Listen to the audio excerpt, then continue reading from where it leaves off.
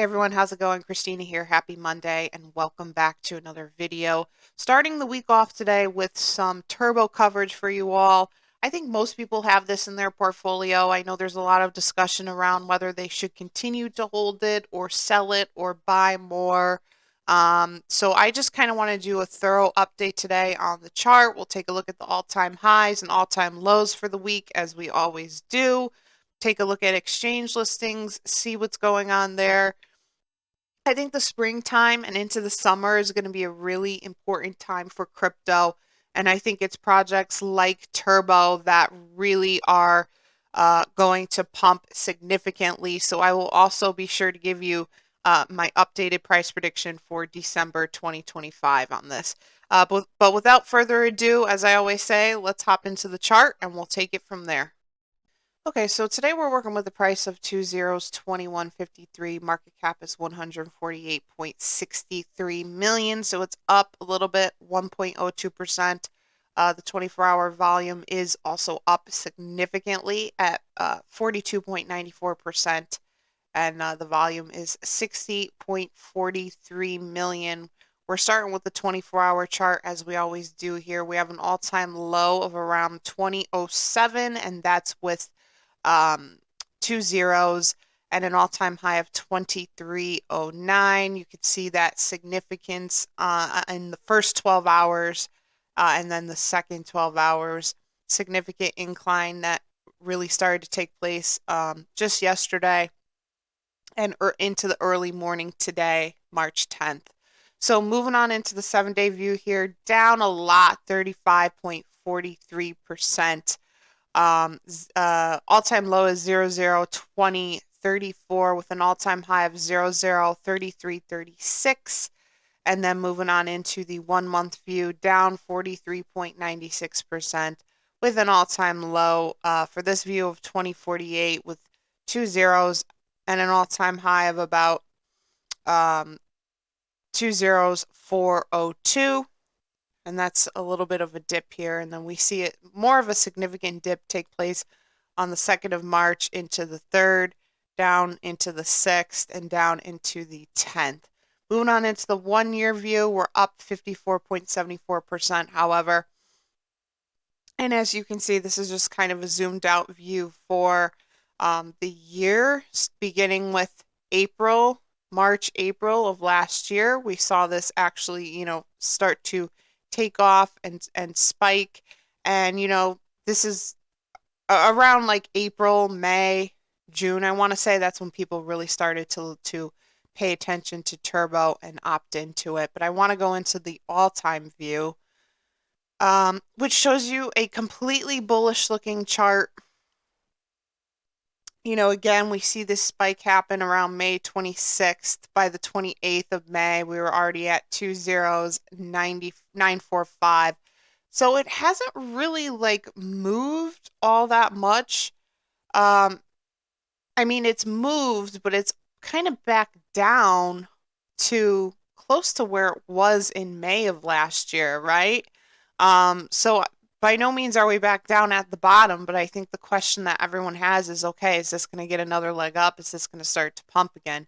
Now, if this is working in the pattern that I think it's working in, it will probably be, I think most people want to say, oh, it is going to get another leg back up, and when it does, it'll shoot up to a new all-time high. I don't think it's going to exactly shoot up that quickly, because that would mean we're going from a price of like 002 to like well over 1 cent in a very short period of time. So instead, what I think is going to happen here is it's going to be a slow hike back up to around 1 cent and over 1 cent. I don't think this is going to be one of those that's going to shoot up overnight and, hit a new all-time high and then bounce back down again in a short-term correction. I think it's going to be a slow hike as we head back into spring and then into summer. I've mentioned it so many times in my videos. I think the summertime is going to be a very significant time for the market as a whole and projects. So I really think that this is going to be a slow hike back up to 1 cent and then over 1 cent.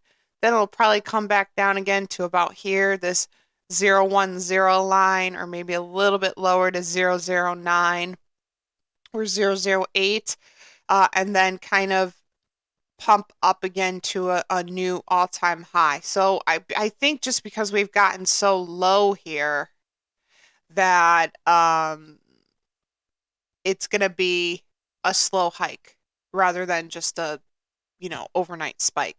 Because that would be crazy. I mean, I don't see that pumping like that. And it's never really done that except when it's launched over here. It's always kind of worked in that pattern of new all-time high, down slightly in a little bit of a correction, then up again in a new all-time high, slightly down again in a correction. Nowhere here have we seen like really, really huge spikes. This all kind of looks like in a very um, steady range, right? This feels like it's all kind of stayed in the same range, working in the same slow, steady progression and slow, steady pattern, rather than it being like extremely volatile and very like up and down. So, yes, it's kind of close to where it was when it launched. But I do think this will be getting another leg up. So if you don't have turbo, at all. I hope if you have it, I personally would continue to just hold it. Um, because this kind of crashed down like this.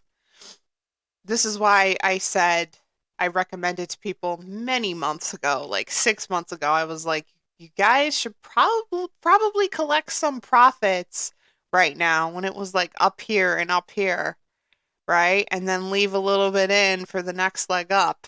Um, because if you just like held it and didn't collect like any profits, you're back down again and you haven't really made any money, right? Because yes, you were making money up here, and then if you just held it through and didn't collect any of those profits, you're you didn't make anything as of right now because it's already back down. So sometimes I don't recommend the concept of selling and buying back in. I think that's very irresponsible. But I do believe in collecting a portion of profits when something does spike up significantly. Um, doesn't mean I'm not saying sell your entire bag or anything like that. Um, but, when you see these big spikes, um, I think, sometimes it's important to take advantage of that just in case it kind of crashes back down again and just make, just kind of collect like a portion, maybe a quarter of it, a third of it, whatever. Not the whole bag, especially if there's more gas left in the tank and it has more to go.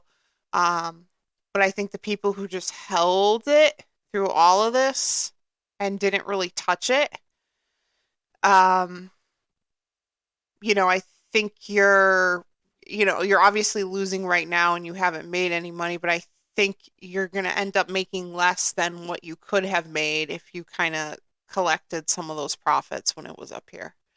Not everyone's going to agree with me on that, but I'm just saying, like, to the people who held it all the way through, yeah, yeah, like you'll make money when it goes back up again, but I'm just saying it's almost like all of this really meant nothing, right? So I guess in a way, I just kind of like to advise people to take advantage of these spikes. Moving on into exchange listings, it's doing incredible. Kraken, Coinbase, Binance, it's got all the tier ones except for Robinhood. I don't even think this like really needs like help in the exchange listings department. I think it pretty much has everything. I think if it does get a Robinhood listing, it's not even going to make like that much of a difference because it already has like Coinbase and Binance. And those also, when those listings happen, nothing really happened with the price all that much. So, I also think it's a little bit of a cliche to say that like uh, a tier one exchange is going to have a direct effect on the chart and the price like overnight. That's not always the case. Like most of the time, the when a project gets a tier one exchange listing, it helps it more in the long run, right? It's essentially just helping it gain more exposure to mainstream and mainstream buyers and newbies and normies. And when they get in and buy, that's just going to help like pump our bags to the people who bought these things like at the bottom or at the very beginning. So it's significant, don't get me wrong.